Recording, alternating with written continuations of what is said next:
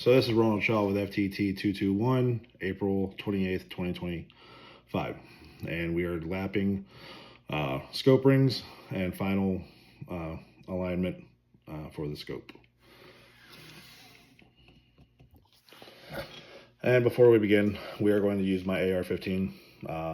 Since it already has a Picatinny rail on it, we're making sure that our workspace is free of any live ammunition, which it is, and then we can do a physical and visual inspection on the firearm to deem it safe. Clearly, since it's already set in a vise, there's no magazine in it. We can pull back and do a physical and a visual and see that it is empty and that the barrel is free of any obstructions. So now that we have the rifle in the vise, we can go ahead and check for level to see if we need to make any adjustments on the firearm before we go ahead and mount the lower portion of the rings.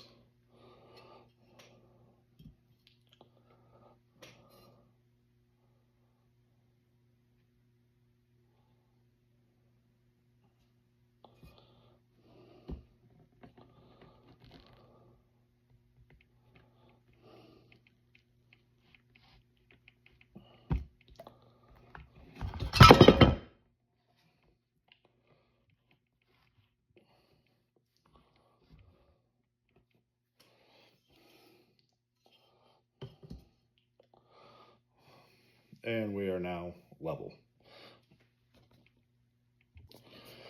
And like in the video that we watched, we're going to mark our scope rings so we know our orientation.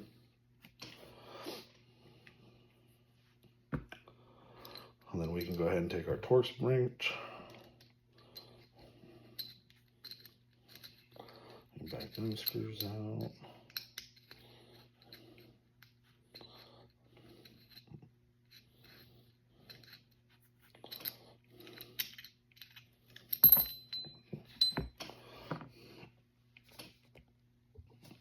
Now I already went ahead and installed one.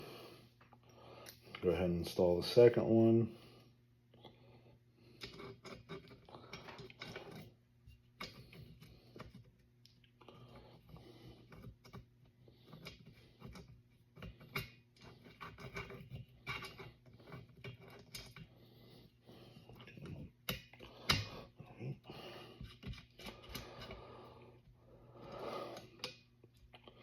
Now that we have those in there, we can go ahead and do a test fit with the scope. I'm going to go ahead and pause the video.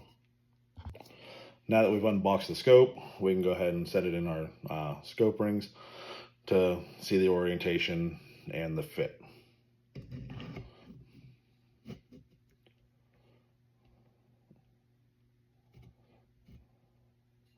And everything seems to fit just fine. From here, we're going to go ahead and remove the scope and unbox the alignment rod and lapping kit. Now that we have the alignment tools unboxed, we can go ahead and insert them by putting the rings back in on top.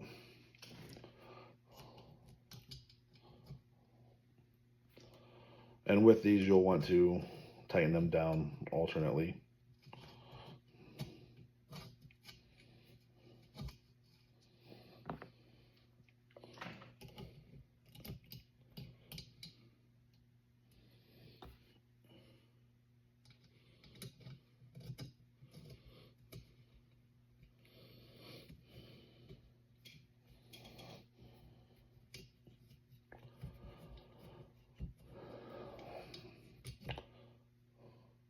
Now that I have that one installed, I'm going to pause the video again, get the other one set up.